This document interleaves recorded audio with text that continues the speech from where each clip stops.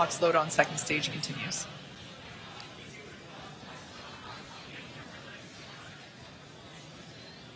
As we've mentioned before, Stage 2 lock load is complete. All right, so there's that call. At this point in time, Falcon 9 is... Dragon is in auto idle. Dragon is fully loaded with all of its propellants, nearly 1 million pounds of that propellant. Next event coming Gas up closeout has started. right Expect now, venting. the gas closeouts. We finished pressurizing the storage tanks on board the Falcon 9. They gave the crew the heads up, and they hear some loud venting noises. We're also going to vent down the liquid oxygen line that carried the LOX up to the second stage. Generates a typical large white cloud of condensation around the strong bed. Big event coming up now, T-minus 1 minute. All the flight computers take over. Let's listen in to the last minute of terminal count.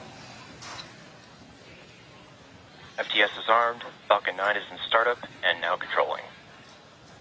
Dragon is in countdown.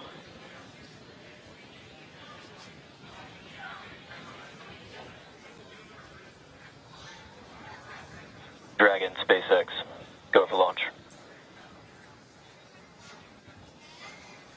SpaceX Endeavour, we acknowledge, go for launch.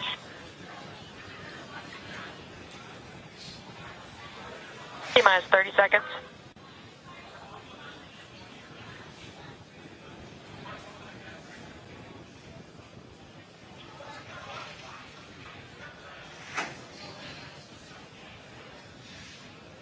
T-minus 15 seconds.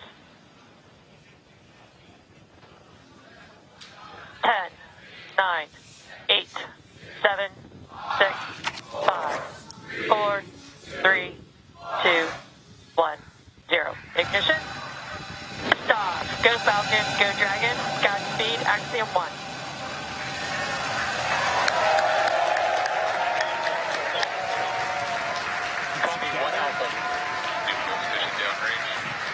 Together, a new chapter begins. Godspeed, AX1. Stage 1 propulsion is nominal.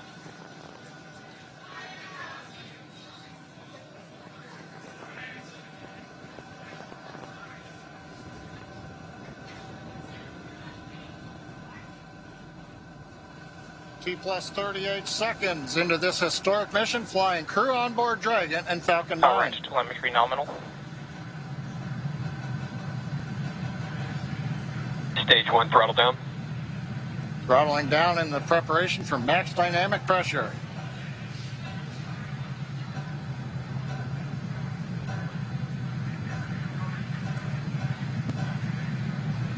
Falcon 9 is supersonic.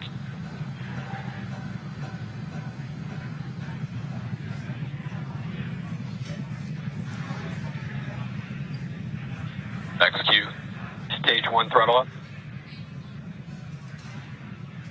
Berlin 1D engines coming back up to power. 1 Bravo. Copy, 1 Bravo. The crew calling out 1 Bravo should a escape situation arise. It tells the Dragon flight computer what profile to fly using the Super Draco engines. But everything is looking good on Falcon 9. We're getting nominal callouts from all the engineers and a great view from the ground camera and the onboard cameras. Invac chill underway.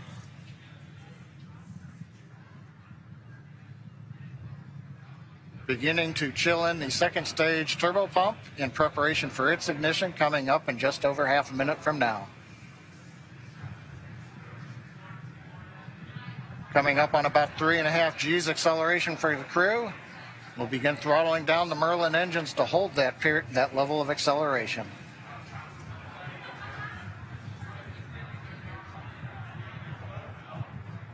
Next event coming up, we're going to get main engine cut off of the 9 engines. Get stage separation and ignition of the second stage engine. You've heard the throttle down call out. We're holding 3.5 G's for the crew.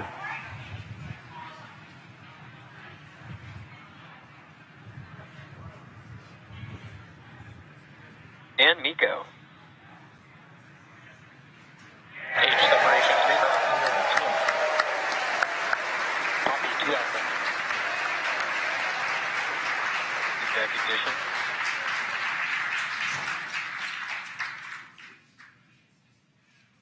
Successful stage separation and ignition of the second stage engine. On the left, the titanium grid fins beginning to slowly deploy.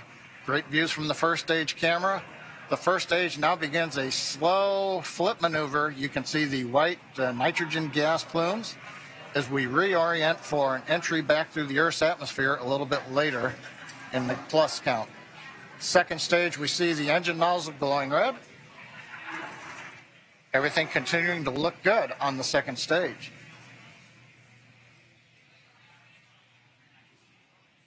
We should be hearing call-outs coming up to the crew here shortly on how the trajectory is looking.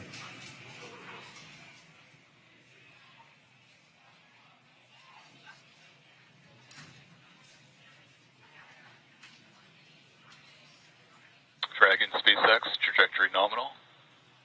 It's what we like to hear. Acquisition of signal, Bermuda. AOS Bermuda, acquisition of signal. The Bermuda tracking station now getting telemetry from the second stage of the Falcon 9 with the Dragon on top.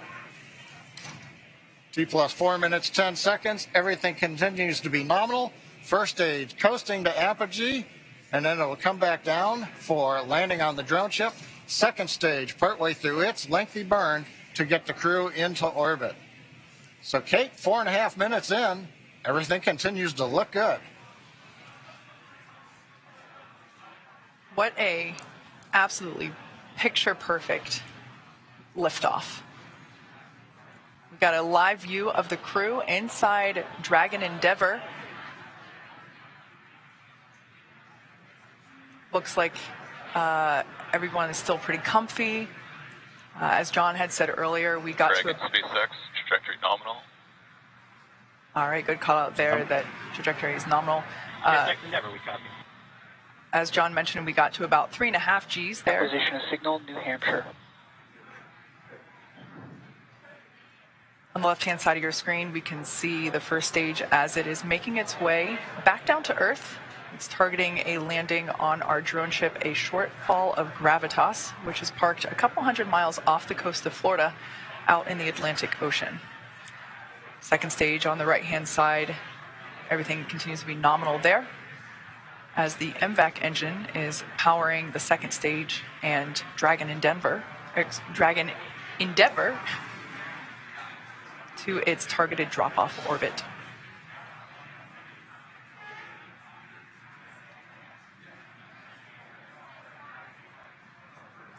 Absolutely beautiful views of both the first and second Dragon stages. SpaceX, trajectory nominal. Never we copy. All right, so coming up in about 1.5 minutes, the first stage will execute the first of 2 burns required for today's landing attempt. At about T plus 7 minutes and 30 seconds, we'll see the entry burn begin. That's where the first stage will ignite the center engine first, and then a couple seconds later ignite 2 more engines, so a total of 3 engine burn, which will last about 29 seconds. The entry burn slows the vehicle down significantly as it re-enters back into the Earth's atmosphere. The first stage sees high drag, which scrubs roughly 70% of that velocity by the time that the landing burn begins. Stunning view where you can see the curvature of the Earth there on the left-hand side. Dragon SpaceX, trajectory nominal. SpaceX never we copy. There you can see the nitrogen gas thrusters. So that's the puff of gas that you see there occasionally. That's used for attitude control systems. We also utilize those grid fins that you see. There are 4 of them placed around the booster. And those grid fins also help steer for a precise landing, either at Stage 1 entry burn startup. Stage 2 flight. All right, there we can see that that entry burn has begun. We are targeting a landing on our drone ship, a shortfall of Gravitas today. Everything continuing to look nominal with trajectory and MVAC performance there for our second stage on the right-hand side.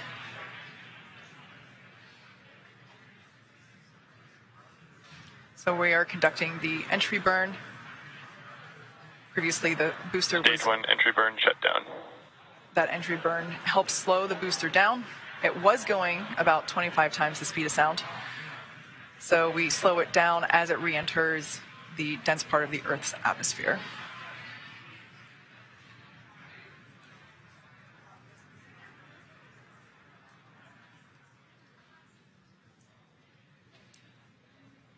The next event is second engine cutoff, or SECO 1, as you see it there on the timeline at the bottom of your screen. Stage 2 and terminal guidance. That's where we shut down the MVAC engine, or second engine cutoff. Copy, Shannon. Stage 1 transonic.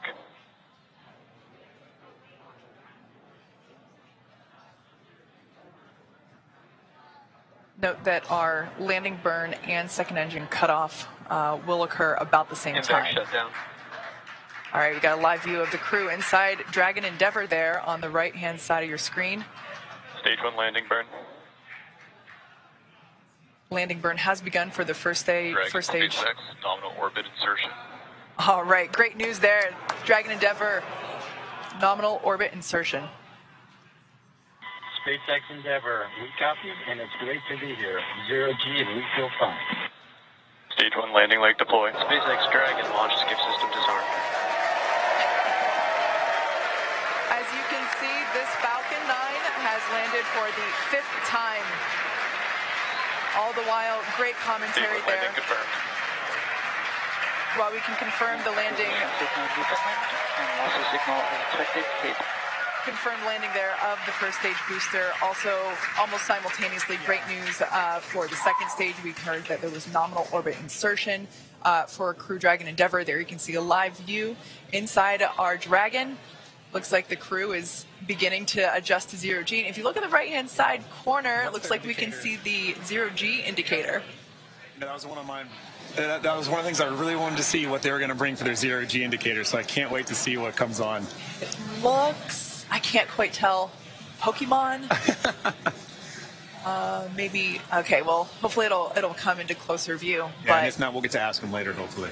yeah, great to see the crew here again, starting to, really getting their first taste of microgravity. Yeah.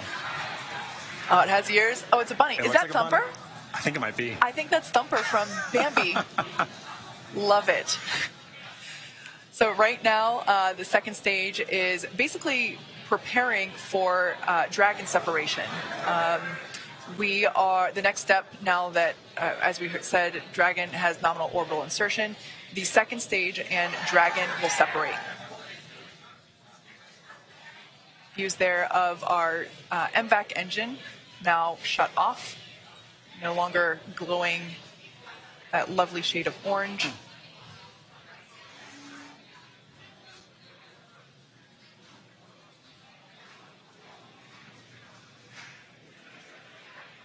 Right now, the second stage is about 200 kilometers above Earth. Preparing now for stage separation. Excuse me, for Dragon separation.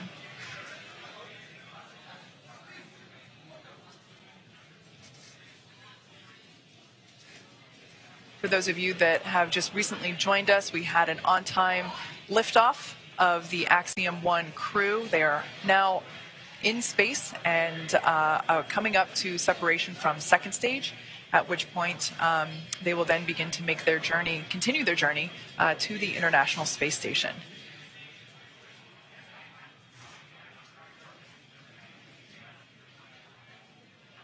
The view that you're currently looking at is inside the Dragon trunk, which, as you can see, has just separated from the second stage. Dragon separation confirmed.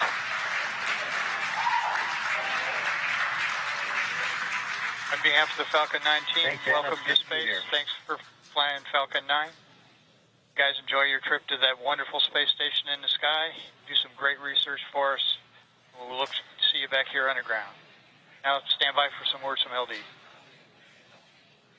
And MLA and the rest of the Crew Endeavour, glad we got to have some fun this morning.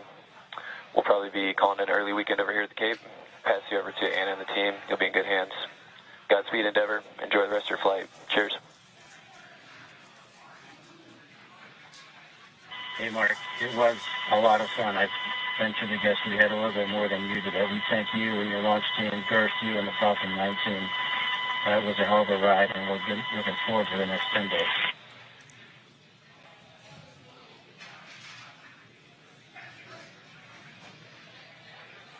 All right, some nice words there from a couple of key folks.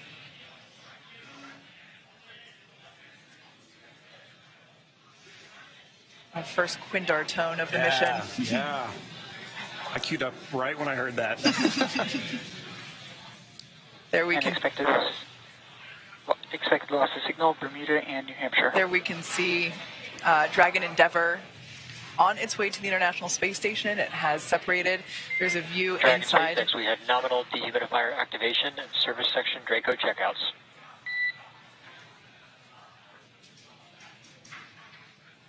There we can see over the shoulder of SpaceX Endeavour, we copy, Arthur. Over the shoulder. Previously, Commander MLA was on the left, and pilot Larry Connor was on the right. Live view inside the cabin. They just got the okay to lift their visors. All right.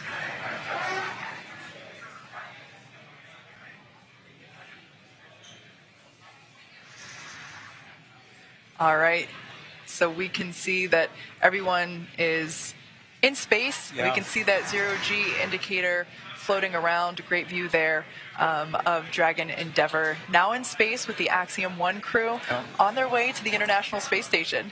Yeah, I mean, this is a day of firsts. You know, this is my first time getting to participate in a launch like this. This is the first for Axiom. I mean, this is a first for spaceflight. And it's just wonderful to see such a picture-perfect launch. It really was. We saw the landing, and we saw orbital or zero-G insertion at the same time. I mean, that was perfect. Yeah. It was wonderful to see. All right, well, as I just said, today's launch is one for the history books. So to punctuate this milestone that NASA and commercial companies are able to achieve together, we go now to Kennedy Space Center, where Megan Cruz is with NASA's Kathy Leaders.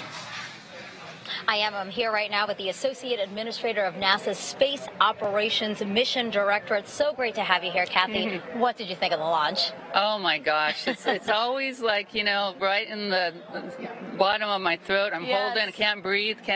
Yes. But what a beautiful, beautiful sight. Yeah. So good to see it. I want to tell everybody working Artemis 1 wet dress, we're off the range. We're off the range for Axiom 1, and we can get moving. But you always want to hear the engine cut off. You always want to hear that second stage engine's lighting. You always want to hear, you know, each of these stages, and we need to just keep carefully working through the different steps to get that crew there to the International Space Station safely. Yeah. What does Axiom 1 represent? Axiom 1 and also future private astronaut missions to the International Space Station. Hey, you know, NASA's original goal was to enable commercial industry. That was actually in our original Space Act agreement. And so here we are, you know, 60 years later, enabling that through our missions. And so I just feel like this is a culmination of 60 years of work for us. And here we are once again getting to see,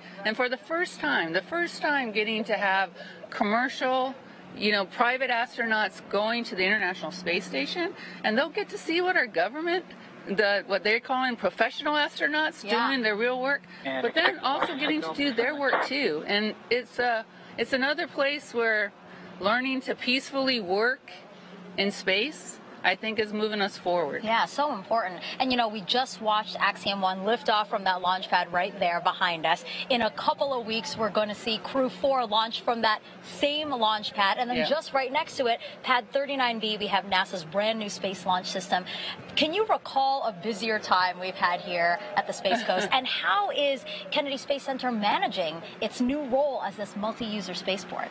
So I think somebody else, Bob Cabana had this dream of a multi-user spaceport here. So I think he should be very, very proud of his KSE team, and Janet Petro and her team are obviously leading the way right now, because this is not easy to do. It's not easy to go make sure all of these people have all the capabilities, and are obviously working with our Air Force sister agency there too, and making sure that all these launches get supported in a seamless way. Just an amazing job. Yeah, a lot of juggling that has to happen. Yep. So, I just talked about SLS. We are looking forward to the moon with that launch later this year. Why is it still so important to maintain a presence in low Earth orbit when we're looking towards the moon now? Because we still don't have everything figured out how to do things yet for the moon and Mars.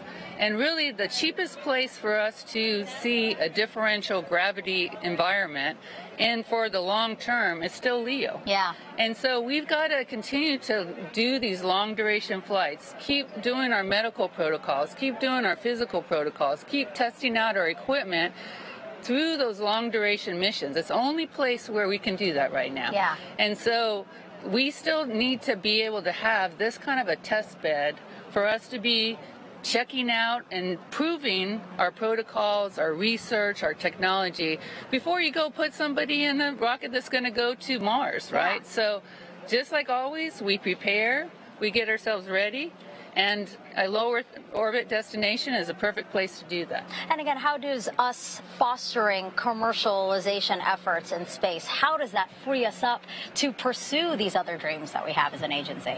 So, the administrator today in the pre-mission conference, he said, we right now are doing, this is our first step. We're working with a commercial company to have them come to our International Space Station. And we're learning to work together and figuring out how to work together.